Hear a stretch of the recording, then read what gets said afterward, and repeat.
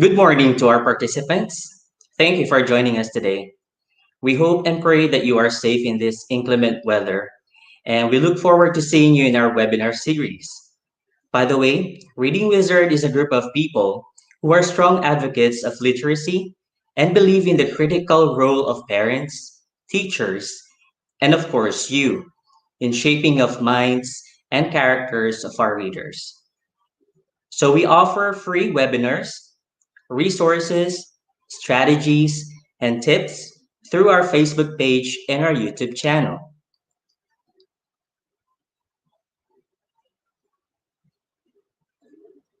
For better audio and video quality, we suggest to close other applications. Please feel free to ask questions by posting them on the live chat box. Please visit, like, and share our Facebook page, The Reading Wizard, and our Facebook group, Free Teaching Webinars and Resources. So after this session, you will need to register on the link that we will provide, and you will receive a certificate of attendance via email within the week.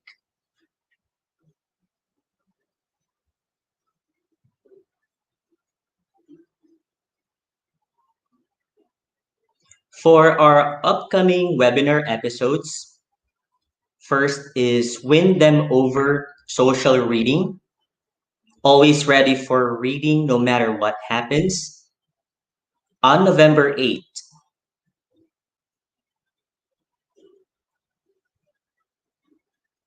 The Erosion of Engagement with Text, How to Reach Literacy Potential, November 15, 2020.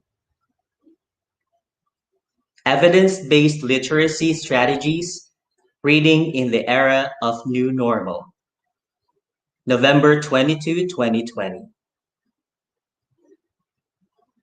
Cultivating Social Emotional Learning through Literacy Discussion.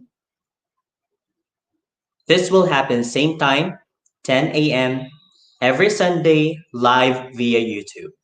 So to get more updates about our free webinar and resources, click on the subscribe button on our YouTube channel, The Reading Wizard.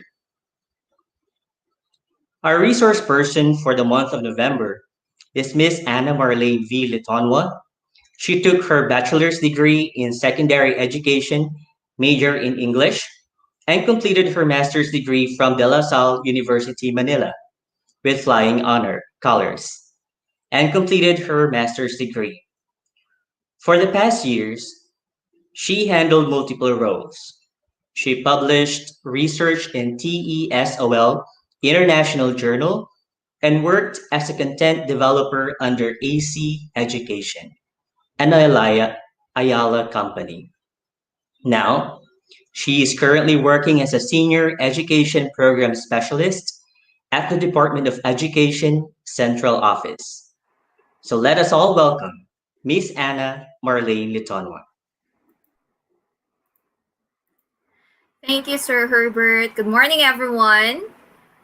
Okay, so I hope everyone is safe and sound despite this storm. God willing, we'll be able to handle this and we'll overcome with this. So, thank you, Reading Wizard, for this wonderful opportunity to be part of this advocacy promoting literacy instruction. As we all know, reading is a gateway for learning as the child progresses through school. That's why you are here. We're very much passionate about reading.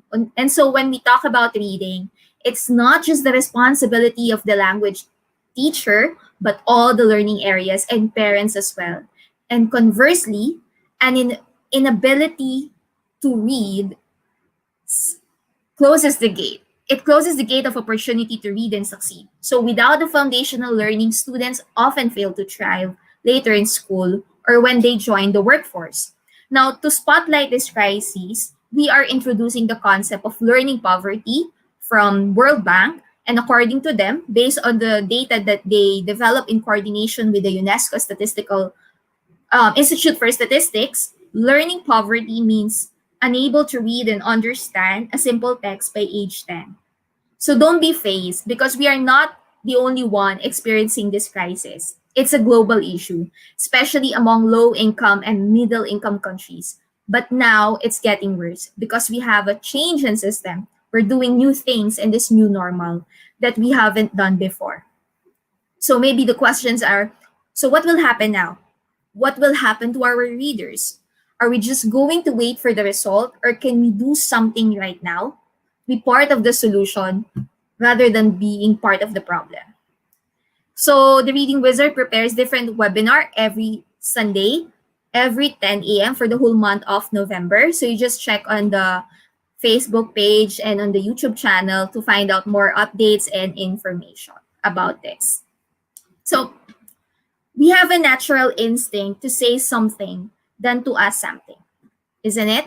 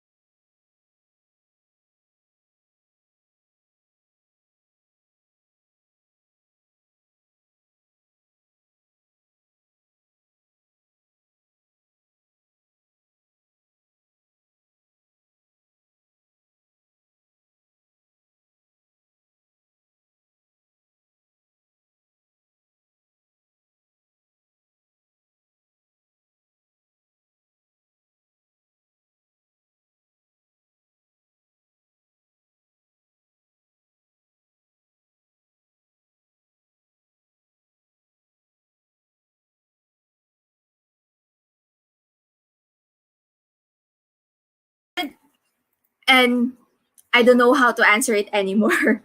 Okay, and then I realized, oh, kids, they're very curious. They love asking questions, they love asking why.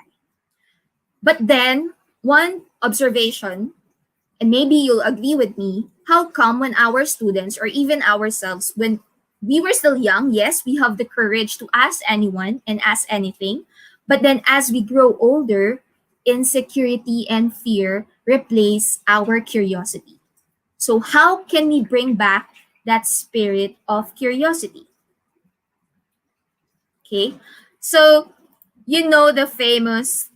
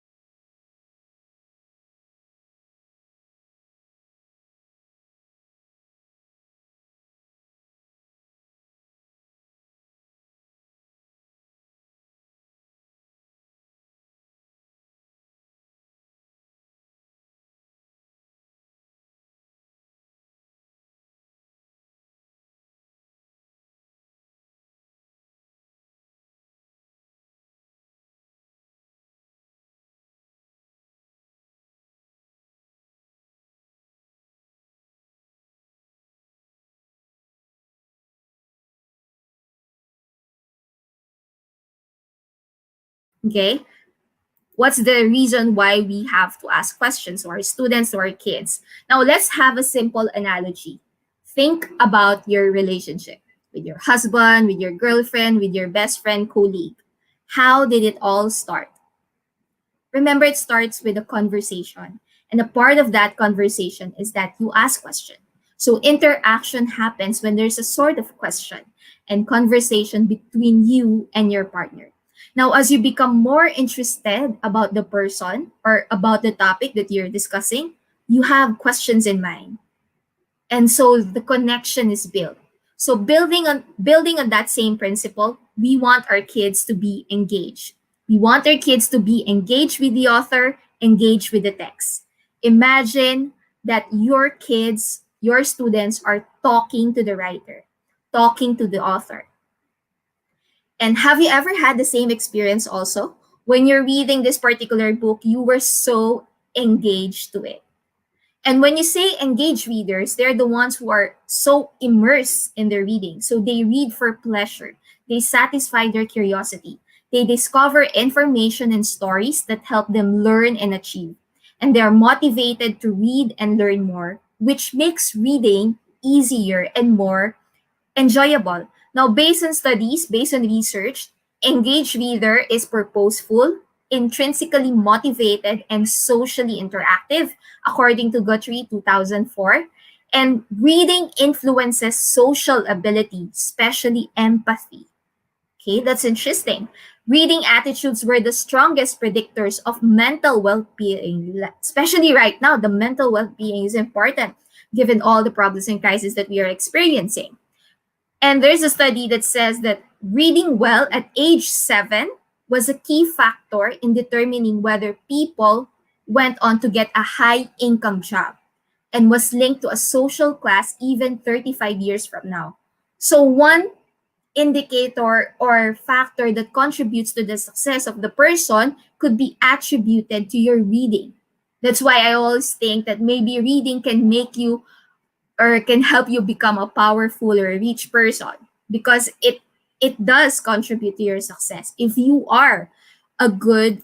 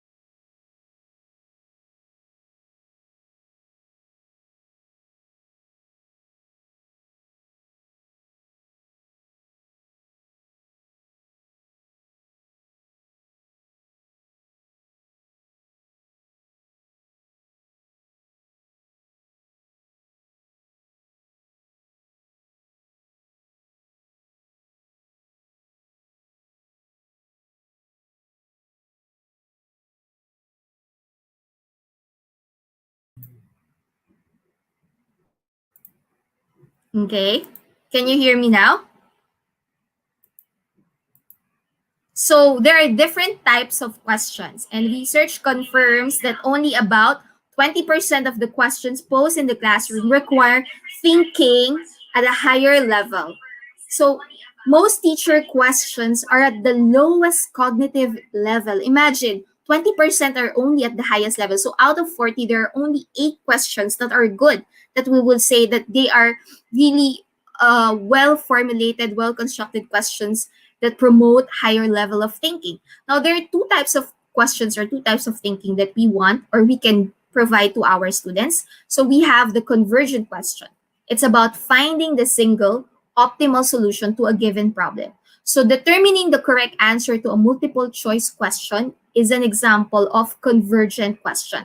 The nature of the question doesn't necessarily demand creativity, but it inherently encourages the student to consider the veracity of each provided answer before selecting the single correct one. That's why multiple choice is considered as a convergent type of question. So when you give a conversion type of question, you must apply a limited range of skills and knowledge to reach this answer quickly, compared to divergent thinking. On the other hand, it starts with a prompt that encourages students to think critically, diverging towards distinct answer. So it mirrors life situations in which students face a broad problem. So without much information. So divergent thinking is actually a very good question and a high level type of question compared to convergent question. Now, divergent thinking questions focus on predicting, inferring, reconstructing. So the keywords that you can use: imagine, suppose, predict, if then, how might, can you create, what are some of the possible answers, or what are some of the possible consequences rather. Now, it's easier to find the answer or by flipping the book, then that's convergent. But if it requires time to think, dig deeper, and research, then that is divergent. But before you can make your own divergent question, you have to start with a convergent question. So figure out first the nitty gritty of the story. Now let's look at the example here. Okay. So the convergent here is, what are the elements of a story? Very basic. So what are the elements? Character, what else? Setting, plot, okay, point of view. But if you're going to transform that into divergent, you could say, what might happen to a story if the time element is missing or unidentifiable? What do you think might happen if you cannot find the time, the element of setting in the story, or it's hard to figure out? That's interesting. Now, another conversion. Why did the character behave that way? But if you will, why did the character behave that way? Because the answer, you can find it in the text. But in divergent, what might have happened if the character did the opposite?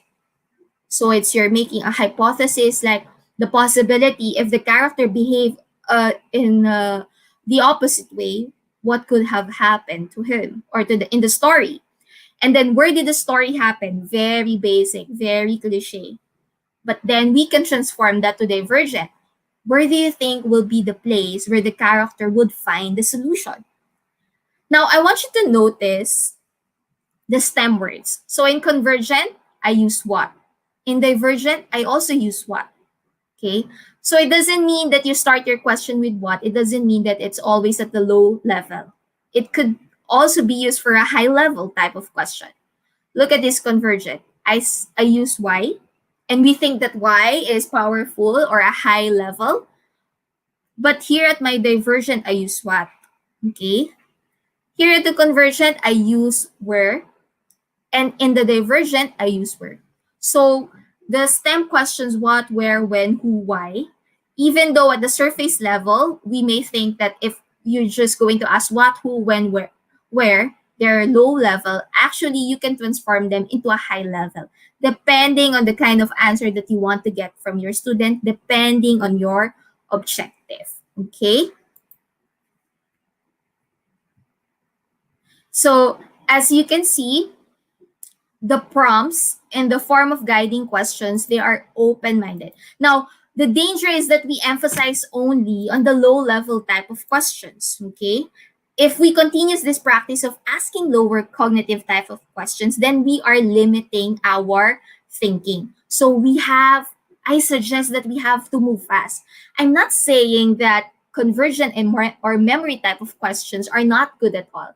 They're actually foundational skills like noting details, but we don't want to spend classroom time on literal factual questions. They are the basis, but I want us to move as fast as possible to interpretive, evaluative, open-ended questions. Because these open-ended questions, they deepen our children's knowledge. Divergent questions help children stretch their thinking. It allows children to perform at a higher level, motivate our children to keep trying, and they create many more learning opportunities. Now, here are some of the questions that you can use. Of course, it depends on the story, depends on the context, but these are suggestive in nature. Okay, So, for example, you have a preschool kid or a young student. So, what are you working on today? Let's say at home. You are working very hard. Can you tell me about it? And then you see your kids getting her toys when they're playing, and there's a story behind that, just like when adults do daydreaming. So what are your plans for those materials? The only difference is that we don't have toys, but we do daydreaming, we imagine, just like our kids. So there's a story that is going or forming in their mind. So definitely there's something going on in there, and you want to find it out. Okay. So, what do you think will happen next? So, it's a powerful question. It generates unique responses. And don't judge their answers right away. Especially, let's say, in the under my bed story, what do you think will happen next? What is going to happen? So, don't say, your answer is wrong. I don't think that's a good answer. Don't do that, okay? So, just try to explore where she got that answer. Why did she give that kind of answer? Okay? What do you think is the relationship between these two characters? Are they friends? Does this remind you of anything? What would you do if that were you? So here you see decision making. If you were that boy in the story, would you do the same thing? Would you also tell your mom that you don't want to take a bath and you just want to play outside even during this rainy season? Would you do that same thing also? So the kind of responses we get from our learners will also help us understand the kind of personality they have. What else? What do you think? Why do you think that it happened that way? So you look for evidence. How can I solve you this problem? Now, this is a good question because this is a sort of scaffolding, and this is making our students understand that one study strategy is to seek help and find way on how they can solve the problem. So there are times when our students or us we can also admit to ourselves that we are stuck in our work. We don't know how to proceed or we don't know how to accomplish. That's why we need to seek help. Now, you also help make your learners, your kids realize that seeking help is is a strategy. It's a self-regulation strategy. If they know when and to whom and how to seek help. Okay. Another question, how did you do that? So, for example, when you return the module, it's not just right and wrong, but maybe a part of your feedback is asking the story. How did she get the answer? Okay, so when you return the module, don't just say you get 3 out of 10 or 5 out of 10 or perfect score. But a part of your feedback is to probe further about her answer. Now, how did you find out this answer? What is the explanation behind this answer? Okay. Now, another question is like, what does this remind of you? Do you have the same objects at home, just like in the story? Or the boy in the story love his pet? Do you have one? Tell me about it. Okay, so you can play a lot. There are a lot of ways of asking questions. Okay. Now, do you think these questions have an answer key? Okay. So partially, there must be some information that require your students and you expect for all learners that they could find the answer from the text. But in general, if you're aiming for divergent question, these are open-ended questions. So for those who have problems, let's say with the answer key in the module, especially in the public school, why not ask divergent questions and add them in your weekly home learning plan? And these questions will limit will not limit them to just simply copying from the module. So they must think beyond. If you give them open-ended divergent question, that's a good assessment, summative assessment. Okay, it's a good way of addressing their or assessing their understanding of the module. So let's say all the tasks in the modules, you can consider it as a formative, but the rest would be, but your divergent questions, your additional questions that you will create, these are your summative assessment in nature. Now, the next challenge is how prepared are we? Okay. Okay. So, teachers have been fond of asking a lot of questions.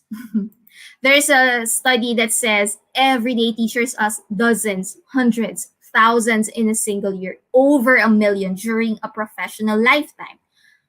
That's according to RAG 2001. So I'm not exaggerating. Just imagine teachers talk a lot. Teachers have a lot of ideas, and including those ideas is that we ask a lot of questions in a year, in our lifetime as a teacher. So questions, because we believe that questions promote student learning. That's why we love questions. But then, do we plan ahead? Teachers should plan their question before asking to ensure that questions match their goals, their objective, that the questions promote thinking. So it's better that a few carefully prepared or selected questions are preferable than large number of questions. Have you not considered that if you ask a lot of questions per minute, most likely these questions do not require much higher order thinking? Okay, let's say you ask 3 questions in a minute. So what type of answer do you expect from that? Maybe those 3 questions are just yes or no. So how much could students be thinking if they are responding to questions every 20 to 30 seconds? Likewise, when you read a book and then you keep on stopping while reading and you just keep on asking a lot of questions, okay? So we have to plan ahead. So it's not just the teachers who do advanced reading, but also parents. Before you pick up a book and start storytelling, take time to read first on your own and think of good questions. You can write it in sticky notes, or maybe you have your cell phone as your way of organizing your questions if you think that you'll forget your questions. So again, read first the book before reading it with your students, especially parents who do storytelling at home. Don't be so confident. I know that story. I can read that story. Whatever comes to my mind, that's fine. Now, that's not good at all. That's not a good practice. Do not start your class or personal reading time at home without being prepared. Think about the questions that you want to ask or you should be asking and focus on them. So don't just ask random questions. Remember, there's this study out of 40 questions, or there's this study that out of all the questions that the teacher asks in a day, she asks only 20% high level type of questions. Maybe a part of that is failing to plan. So we do not want to bombard them with lots of questions, and then later on we realize we end up not asking the essential ones. That's why I wrote there, if you fail to plan, you plan to fail. You're not hitting your target. Okay. So another strategy that I can suggest, okay, on what you can do on how you improve the art of questioning while doing reading activity is to give wait time. Okay. Wait, teacher. Wait, mommy. So wait time is the pause between your question and the student answer. In other words, you give them time to think. Make sure you wait for them to answer. Don't be in a hurry. Okay. Let's say you try to count in your brain, in your head, at least 10 to give all children to process, especially if you give them a difficult question. Don't surprise them that you expect them to answer immediately. Okay. So research into pause or wait time has found out that the longer the pause, let's say 3 to 5 seconds, the more thoughtful the response. Wait time is especially useful when asking divergent or high level questions. Of course, if the question is difficult, we have to give them time. We must be patient. And there are moments that silence can be golden, because we'll never know that maybe during that temporary pause or silence, our kids are thinking. They're thinking about the question you throw at them. Okay? And the most important is to model our thinking. I think this is what we fail in face to face, and now that we're doing online learning, let's try to model our thinking, and even at home. So when you say model thinking, you model your thinking about how you respond to open-ended questions, like in conversations. You can do it naturally. So you ask question and then you also answer it with a good response. So the first time you read with your kids or with your students, you model first how you answer open-ended questions like divergent and evaluative. Like for example, the under my bed story. So what do I think I will learn about the topic? So I'm the teacher, I'm the mom, and then looking at the cover under my bed, I see in the book that the boy is in his room. It's dark and he's wearing pajama. So maybe it's nighttime. But then look at his face. He seems scared or terrified. You know, the word terrified, it also means being scared or frightened, my dear. Maybe the boy in this book cover, he saw something under his bed. This reminds me of my experience in the past, so I'm making connection. When I sleep alone and sometimes I imagine seeing strange things and then I get scared. So maybe the story is about fear, my dear. You know what fear is? No teacher, no mommy. So people have different fears or things that we are scared of. So when you say fear, it's all about being scared of, things that you are scared of. Like in my case, I don't usually sleep with lights off because I'm afraid of the dark. What do you think about the boy in the story? I wonder what kind of fear he has because he looks terrified, he looks scared, or what is going to happen in the story. See? So all of those lines came from the mom, all of those lines came from the teacher. That is what I'm calling baby step. Okay, modeling what is going on in my head helps them to see what they need to be doing, also helps our kids what they need to pay attention to. So you have to model because they don't know, they need something to follow, like a pattern first before they can do it. You have to show them first, right, before they can do or execute the same skill. So modeling what is going on in my health helps them to see what they need to be doing, encourage back and forth exchanges by using multiple open-ended follow-up questions because you want to move from thin conversation to a thick conversation. So again, moving from thin to a thick conversation. So when you say thin questions or thin conversation, these are answered with factual information that can be found in the text. So in other words, these are conversion questions. You answer them with a brief or few words like, do you like the story? Yes. What is he wearing? Pajama. When did the story happen? Nighttime in his room. So these are thin conversations. And then you just flip the next page, you move on until you finish the story and you only had thin conversation. Unlike thick questions, it requires inferential responses that require reader to think and offer his opinion and ideas. Strong answer rely on evidence from the text, but they are not simplistic statements of facts. Okay, like for example, let's say I'm talking to the host. He's the kid that I'm doing the storytelling to Herbert. So Herbert said, look, bugs, look, there are bugs, pointing to the line of ants traveling across the edge of the pavement. And then the teacher, where are the bugs? Where are the ants? And then the kid will just point at the book. Here's the bug, here's the ant. What are they doing? They're just looking for food or they're traveling. And then you move to the next page. Now that is an example of a thin conversation. But what about thick conversation? So for example, where are the bugs? I'm sorry. So how different are they from the ants?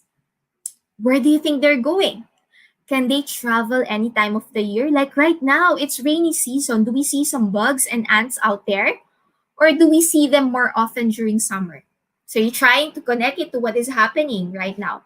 And then what is interesting about this too? They seem to work in groups. You see that? There's a lot of ants and bugs in the story when they gather food. And then you can inject some information that are not found in the story. What information? Trivia, startling fact, something interesting about ants and bugs, depending on the subject or the topic. So that's why you have to plan ahead because you can also research and inject some additional information that will not be discussed in the story. So there's a sort of across curriculum also, integrating it with other subjects like science, social studies, etc. Okay? Now, observe how your kid responds. Of course, we do not want to overload them. But if they are very engaged and you want to maintain that sustained conversation, hold on to that level of enthusiasm and keep on stretching their thinking and extending their conversation. So be patient. Do some prompting. If you think they're having a hard time, give them some clues. What kind of clues? Let's say it starts with this letter, or you can think of association. Remember, we talk about this. Remember your friend. Remember, we saw this in the movie. So that's an association. Or you give an example. Actually, this word means like this in this situation. So these are promptings. You give them some promptings, especially the younger ones. And your next question should be connected to how your kids react.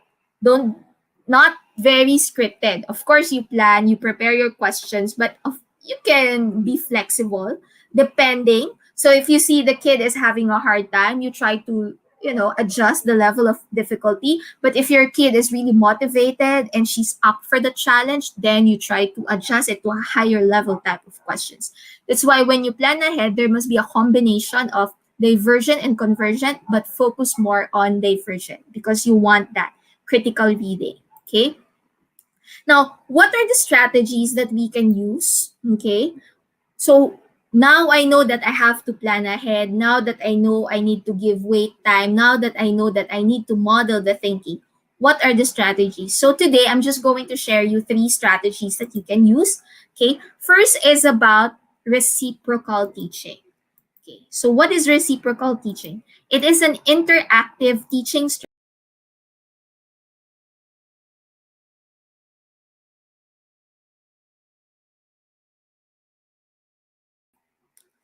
Okay.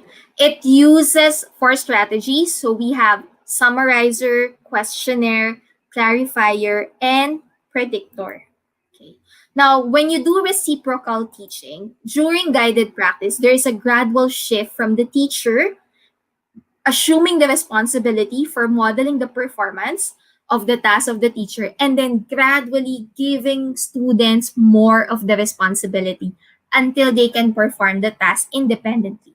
So the goal is for the students to work in group and apply these 4 comprehension strategies: summarizer, questionnaire, clarifier, predictor. Now later I'll explain to you how is this related to questioning.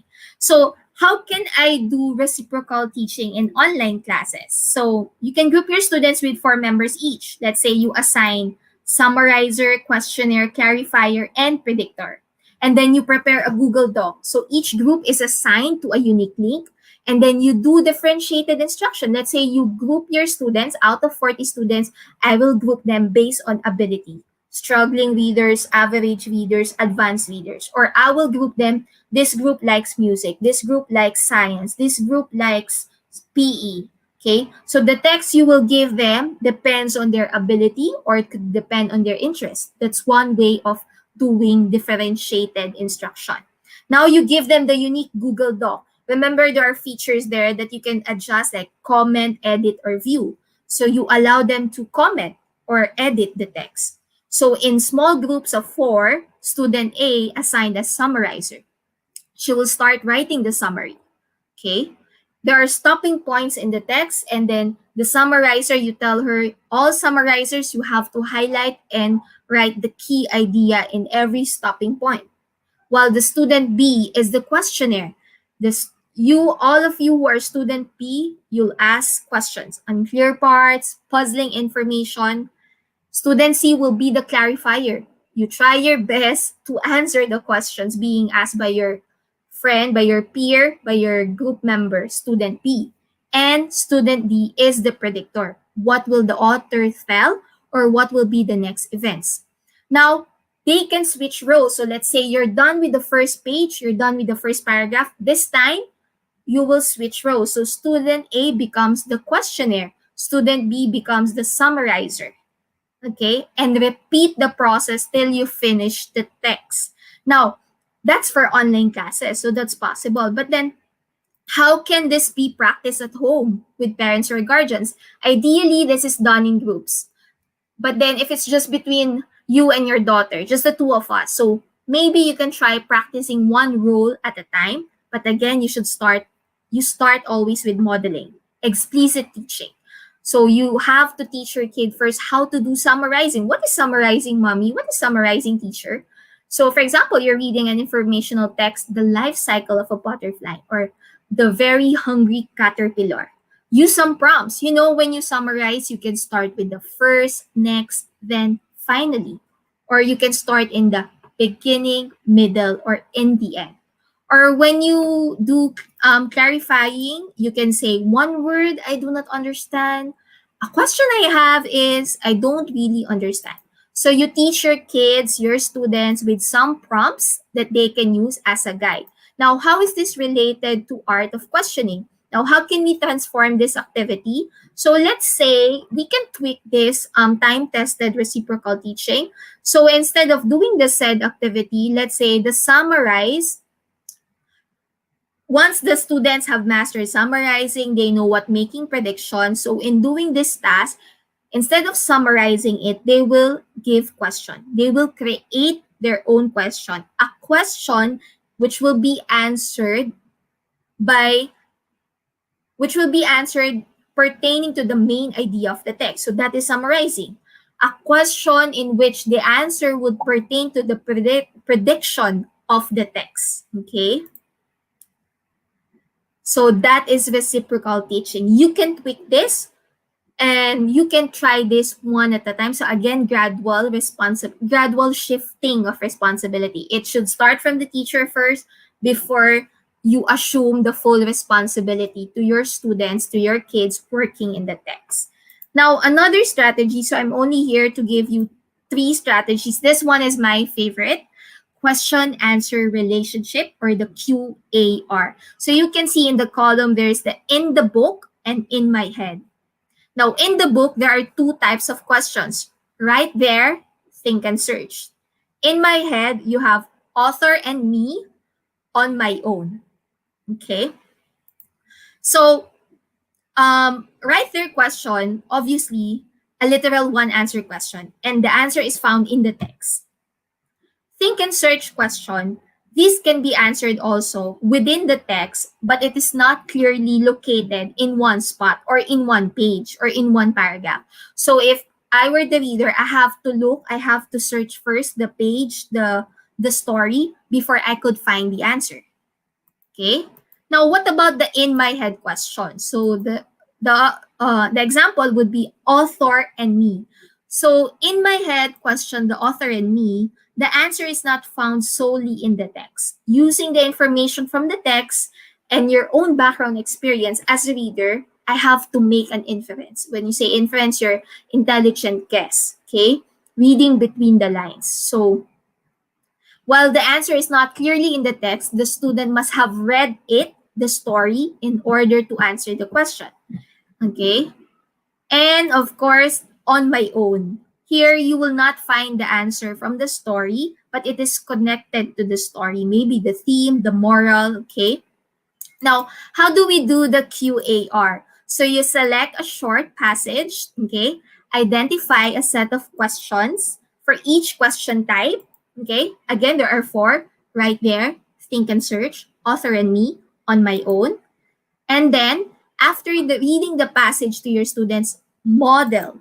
How would you identify the type of question and provide an answer? So, the QAR teaches your students how to identify or analyze the question. So, you give them 4 different types of questions, and for each question, should I look for the answer in the book, or should I base it on my own?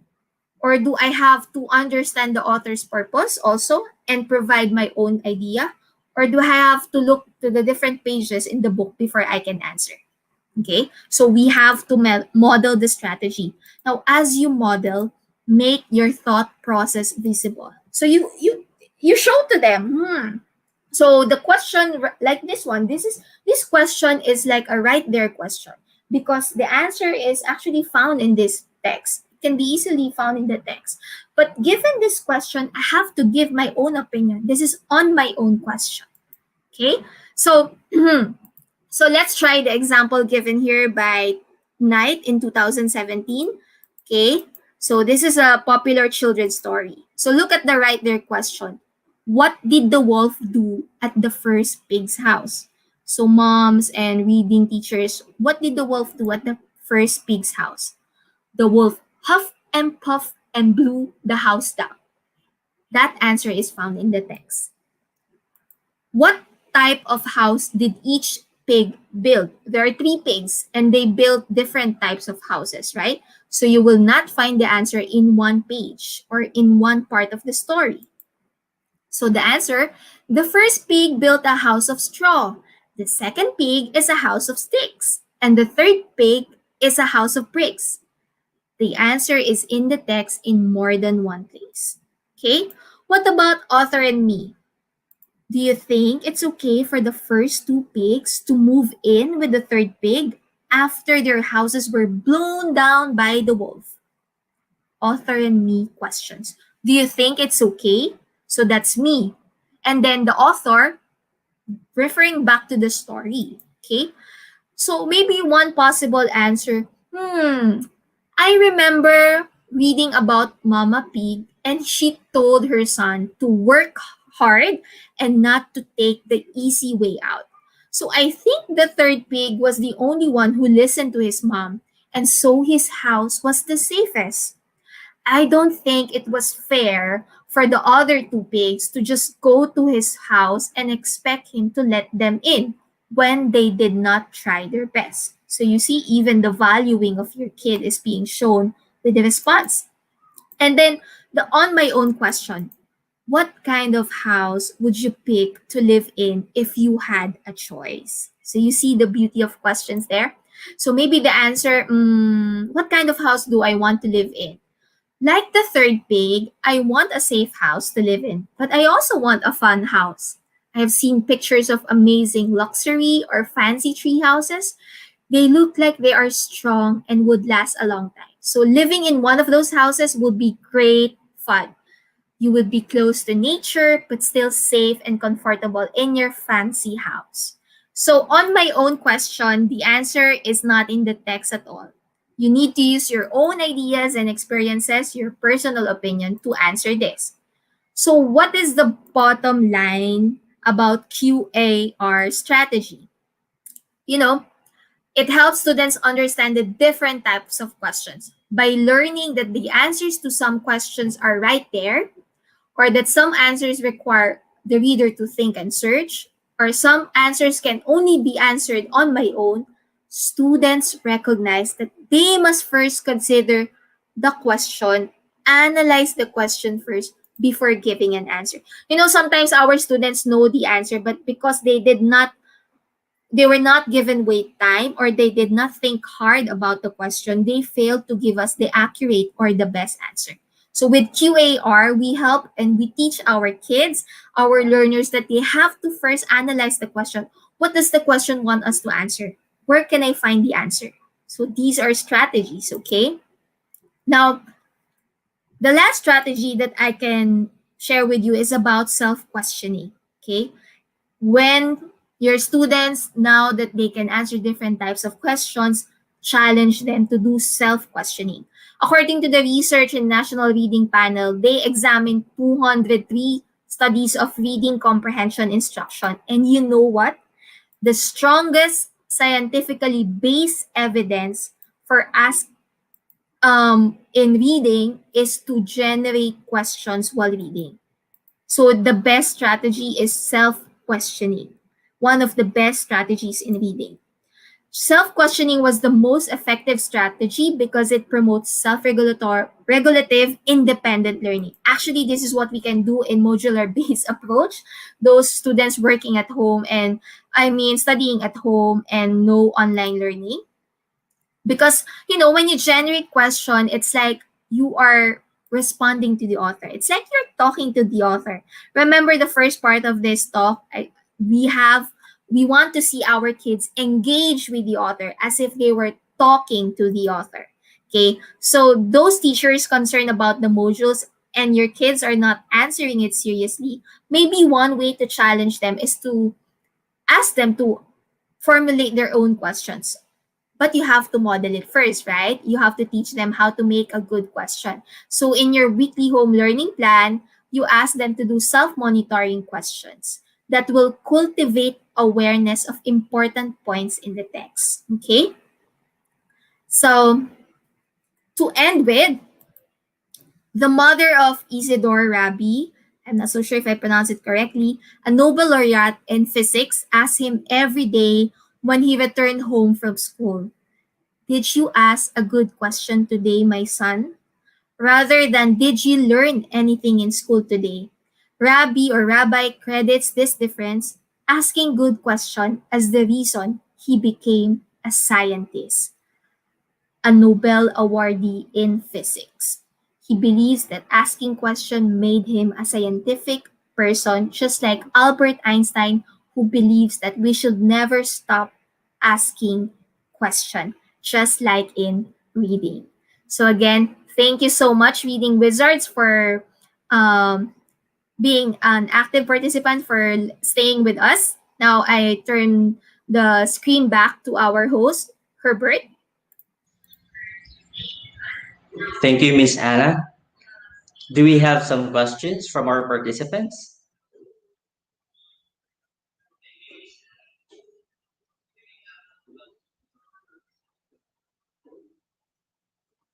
Since we don't have any questions on our live chat box, we would like to thank you for your time and for joining us. By the way, for the link, it is https://bit.ly/3KROSI. So please accomplish the evaluation and you will receive a certificate of attendance within the week. For our upcoming webinar episodes,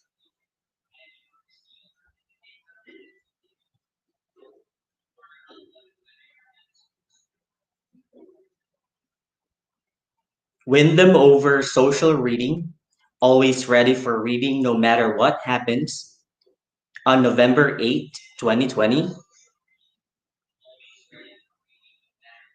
the erosion of engagement with text, how to reach literacy potential, on November 15,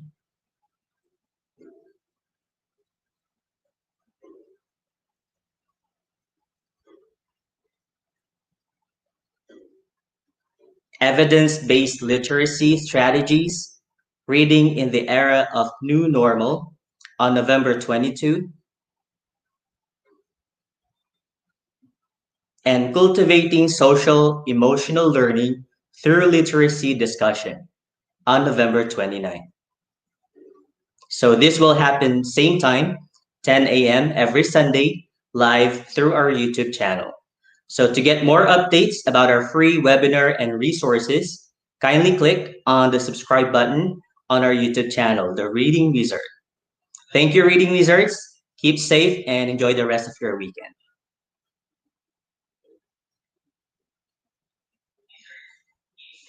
There's a question in the next episode. We'll try what kind of books we can recommend. So I think we can also look at the scientific way of choosing the book, like the concept about lexile, which I can discuss. And I think it will be added by the Wizard YouTube channel about the concept of lexile in choosing book to our kids. Okay. Thank you so much, Sir Herbert. Thank you so much to our Thank you, Miss audience. Anna.